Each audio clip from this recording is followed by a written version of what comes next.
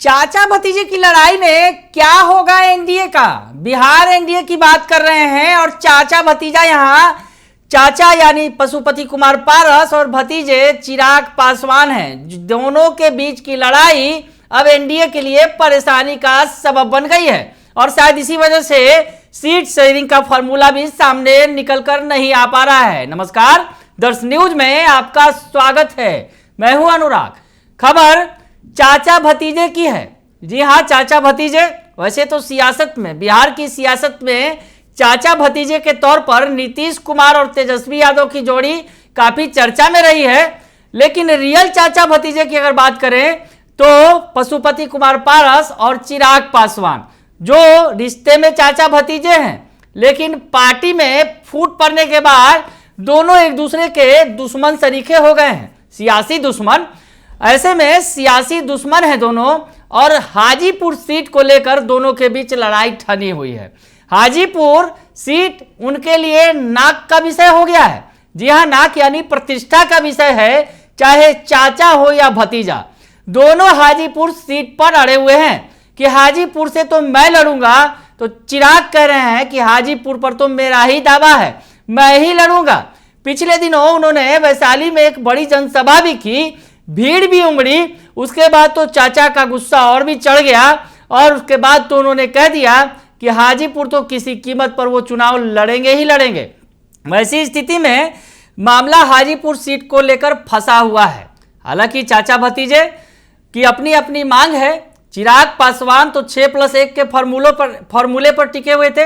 हालांकि उस फॉर्मूले में मोलजोल हो सकता है, लेकिन हाजीपुर पर मोलजोल नहीं होगा। हाजीपुर को चिराग अपनी प्रतिष्ठा से जोड़कर देख रहे हैं। तो वही चाचा की बात करें, पशुपति कुमार पारस की, तो उनके साथ भी उसकी प्रतिष्ठा जुड़ी हुई है। दरअसल उनके बड़े भाई यानी रामविलास पासवान ने उन्हें हाजीपुर की विरासत सौंपी थी, उनका यह कहना है। लेकिन इस विरासत पर अब चिराग पासवान दावा ठोक रहे हैं। पिता की विरासत है। कभी इसी हाजीपुर सीट से रामविलास पासवान ने रिकॉर्ड तोड़ जीत हासिल की थी।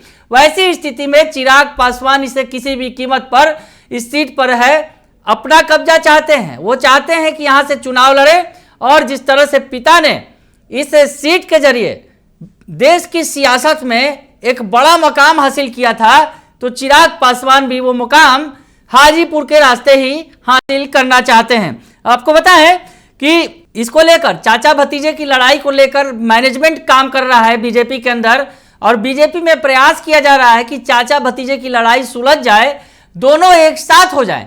वैसे में एनडीए गठबंधन का काम आसान हो जाएगा, बीजेपी का काम तो बहुत ही आसान हो जाएगा। वैसी स्थिति में जब चाचा भतीजा एक हो जाएंगे तो सीट शेयरिंग का लफड़ा भी खत्म हो जाएगा।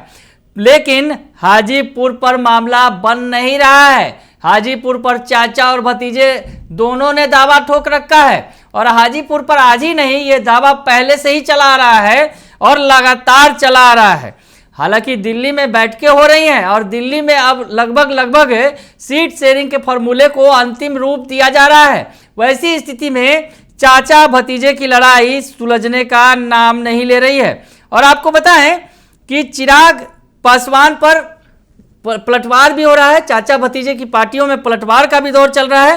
पिछले ही दिनों जो एलजेपी पशुपति कुमार पारस की पार्टी है, आरएलजेपी, उसकी तरफ से साफ साफ कहा गया, चिराग पासवान पर हमला बोल दिया गया और कहा गया कि जिस तरह से चाचा पशुपति कुमार पारस को हाजीपुर से सांसद बनाया था और उन्होंने चिराग पर सवाल खड़ा करते हुए कहा कि चिराग को जमुई से चुनाव लड़ना चाहिए, वो जमुई की जनता को क्या जवाब देंगे, अब वो युद्ध के मैदान से क्यों भाग रहे हैं। दरअसल चिराग अभी वर्तमान में जमुई से सांसद हैं, लेकिन वो हाजीपुर से चुनाव लड़ना चाहते हैं और इसे भी पशुपति कुमार पारस की पार्टी ने मुद्दा बना दिया है और कहा है कि आखिर वो भाग क्यों रहे हैं जमुई में चुनाव लड़ने से। तो वैसी स्थिति में और भी गंभीर आरोप लगाए गए चाचा की तरफ से कि वो तेजस्वी की पार्टी के लिए काम कर रहे हैं, चिराग पासवान, और कहा गया कि मोदी के हनुमान हैं लेकिन वो तेजस्वी यादव के लिए काम कर रहे हैं। तो इस तरह के गंभीर आरोप चाचा की पार्टी की तरफ से भतीजे पर लगाए जा रहे हैं, यानी चिराग पासवान पर लगाए जा रहे हैं। तो अब ये लड़ाई कहां जाकर थमेगी, क्योंकि अब तो मामला आर पार का हो गया है। क्योंकि अब तो सीटों की शेयरिंग का फॉर्मूला तो तय करना ही होगा, सीटों का ऐलान तो करना ही होगा। वैसी स्थिति में चाचा भतीजे की इस लड़ाई का क्या होगा, बड़ा सवाल है। हालांकि जीतन राम मांझी कह रहे हैं कि 15 तक जवाब मिल जाएगा, तो थोड़ा इंतजार कर लेते हैं 15 तारीख तक का, क्योंकि 15 को जवाब मिलने वाला है, चाहे सीट शेयरिंग का मसला हो या फिर मंत्रिमंडल विस्तार का। बने रहिए दर्श न्यूज के साथ, तमाम खबरों से आपको अपडेट रखेंगे। फिलहाल के लिए इतना ही, धन्यवाद।